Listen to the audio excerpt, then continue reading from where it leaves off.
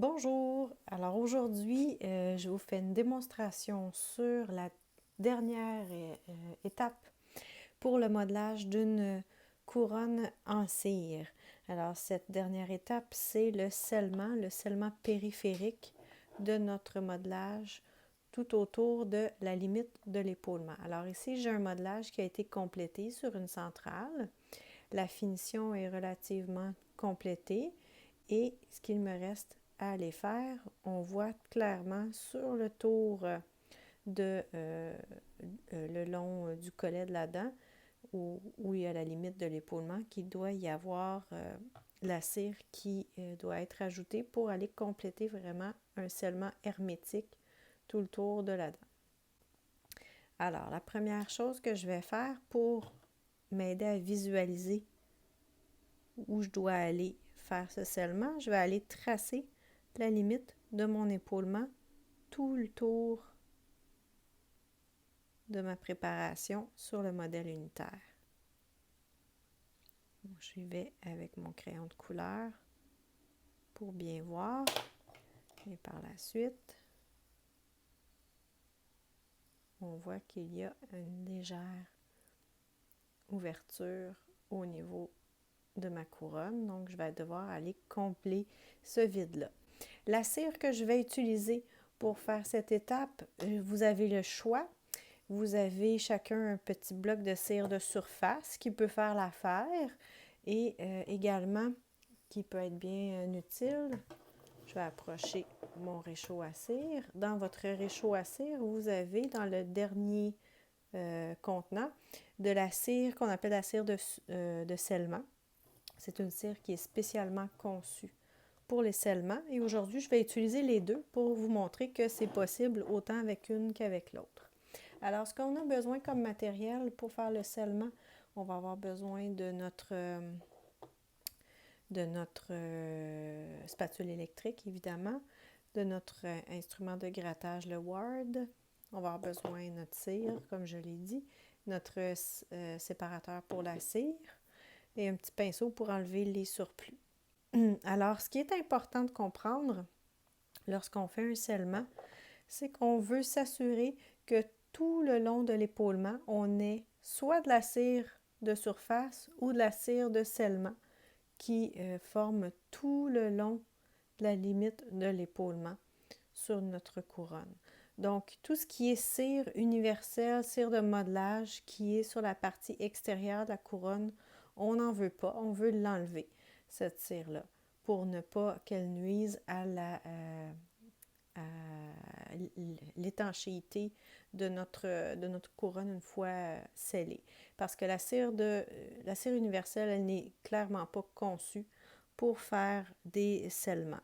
Donc, ce que je vais faire avec mon instrument, on voit qu'il y a quand même de la cire de surface qui est présente sur le rebord de ma couronne. Donc, ce que je vais faire, c'est seulement aller retirer un peu de cire universelle pour bien mettre à découvert ma cire de surface tout le tour de ma couronne, comme ceci.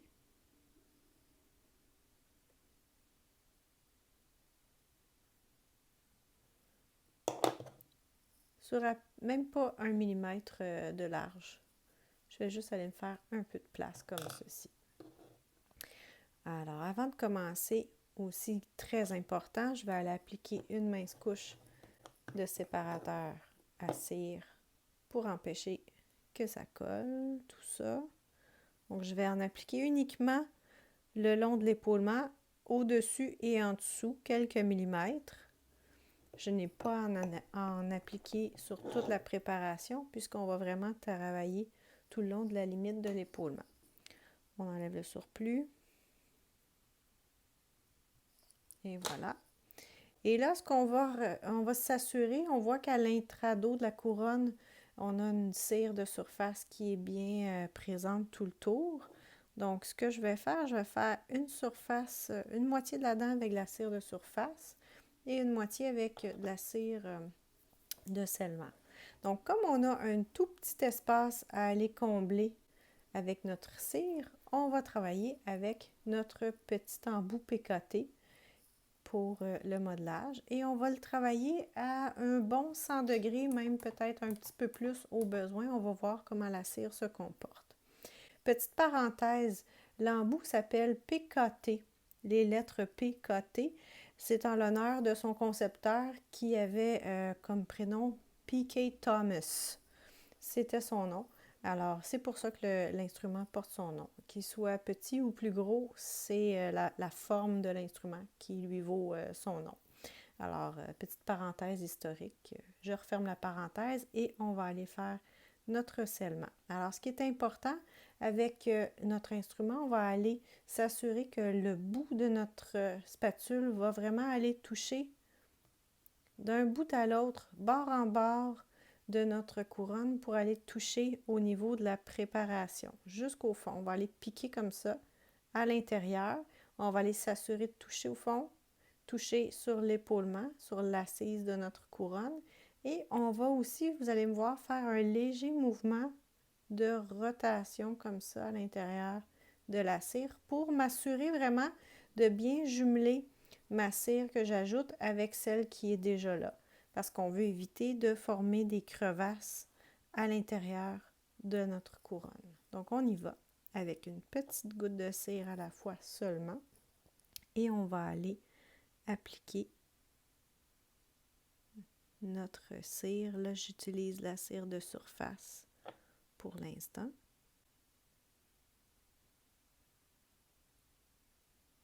Et parfois, vous allez voir remonter à la surface une petite bulle d'air. C'est parce qu'il y avait un vide sous votre cupule. Et ce vide-là va être comblé par la cire que vous ajoutez. Vous allez déborder un petit peu, c'est normal, de la limite de l'épaulement.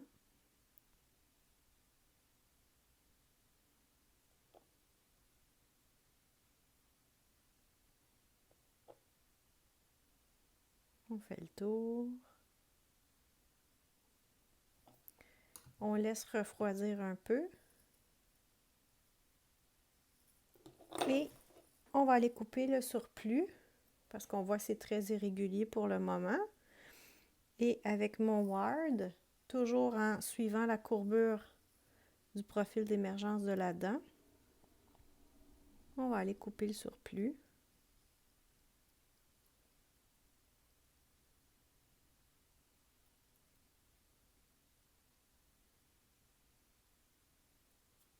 Ma cire de surface colle sur mon instrument. C'est important de bien l'essuyer de temps en temps pour nettoyer.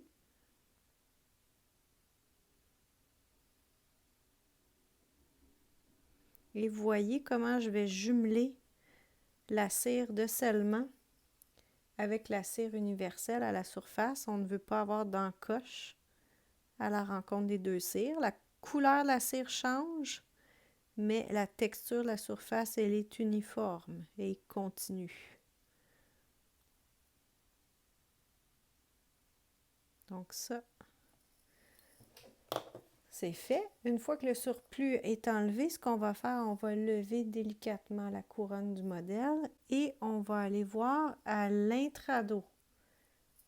S'assurer que notre cire qu'on vient d'utiliser pour faire notre scellement, c'est bien jumelé avec la cire qui était déjà là. Il ne devrait pas y avoir de crevasse entre les deux. Évidemment, lorsqu'on utilise une cire qui est de la même couleur, c'est un peu plus difficile à visualiser. Je vais vous inviter à partir des prochains cours à utiliser les microscopes qu'on a en classe pour s'assurer de bien valider le travail que vous avez fait. Si jamais en cours de route, vous vous rendez compte qu'il y a un petit manque dans votre cire, OK, vous identifiez la zone problématique et tout simplement, vous retournez sur le modèle et on repasse une deuxième fois. Un scellement, ça ne se fait rarement du premier coup. Ça demande souvent des petites retouches. Donc, la première étape, c'est vraiment de s'assurer d'avoir une belle fidélité interne. La fidélité interne, c'est le fait que notre cire épouse parfaitement la forme de la préparation qui est en dessous jusqu'à la limite de l'épaulement. Donc, pour le moment, je m'occupe de ce qui se passe à l'intérieur de ma couronne et je vais valider comme ça plusieurs fois, m'assurer que tout est beau. Et une fois que l'intérieur de ma couronne est parfait, là, je vais aller valider au niveau externe que ma cire de scellement, la cire que j'ai utilisée pour faire mon scellement, ferme de manière hermétique tout le tour de ma préparation. Tout le tour de la limite de l'épaulement. Comme ça ici, on s'assure d'enlever tous les surplus et pour le faire, faites un petit mouvement de va-et-vient comme ça sur le modèle unitaire. Ça va vous permettre de bien voir ce qui se passe.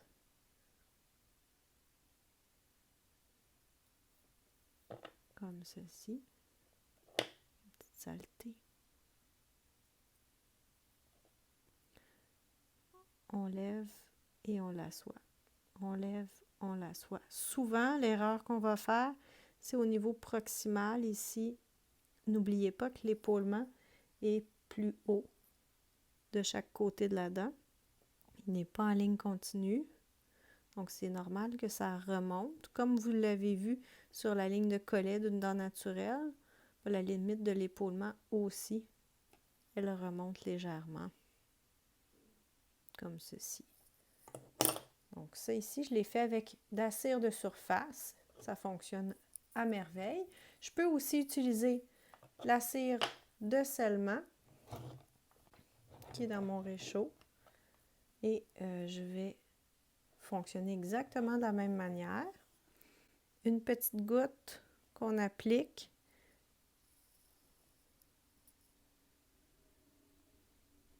Et on fait un petit mouvement de rotation comme ceci. Tout le long de la limite de notre épaulement.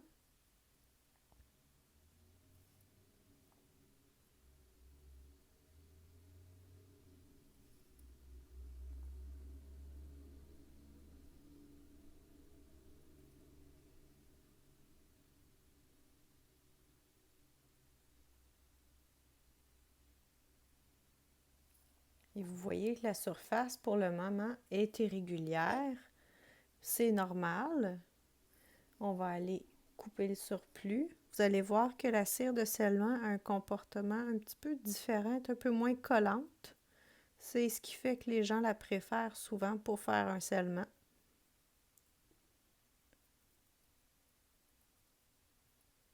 On coupe le surplus au niveau de l'épaulement sans déborder, sans en enlever trop. Toujours l'instrument vers le bas. Vous voyez, la pointe de mon instrument est plus basse que l'épaulement, toujours.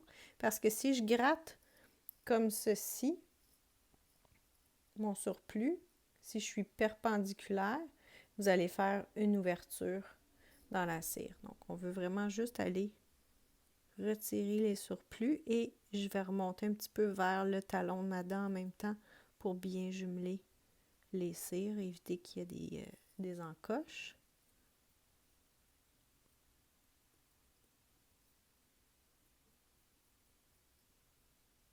Et là, je vous montre deux cires différentes, mais évidemment, ce que je vous invite à faire, c'est d'essayer les deux. D'ailleurs, je vais vous distribuer un bloc de cire de scellement également pour pouvoir vous entraîner à distance aussi. Et vous choisissez celle que vous préférez. Si vous préférez sceller avec la cire de surface, vous faites avec la cire de surface. Si vous préférez la cire de scellement, vous prenez de la cire de scellement. Et ça finit là. On décolle, on regarde à l'intérieur et là, bien sûr, vous allez avoir un changement de couleur. Hein? On passe du rouge au orangé.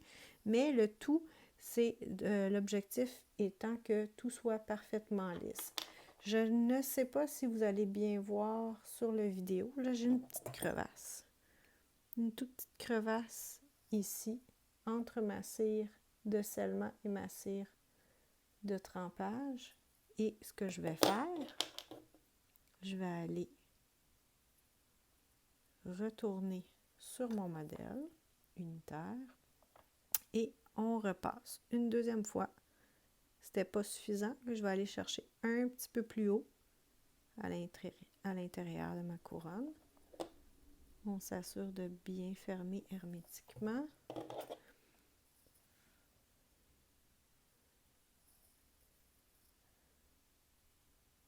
On laisse refroidir quelques instants. On coupe le surplus.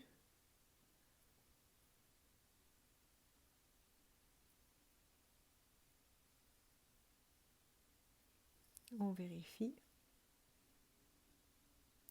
C'est mieux. Parfait. On retourne sur le modèle unitaire. Si on a des surplus, on y va, on évalue en ouvrant et en fermant, en levant et en descendant plutôt notre couronne. Et si vous constatez qu'il y a des petites ouvertures, vous allez voir, en fait, ça va prendre la forme, ça va ressembler à une petite ombre entre la couronne et le modèle unitaire. Ça va faire un petit vide. Je vais en créer un, là, parce que j'en ai pas vraiment sur mon modèle pour le moment. Ça va ressembler un petit peu... Je vais tricher, là.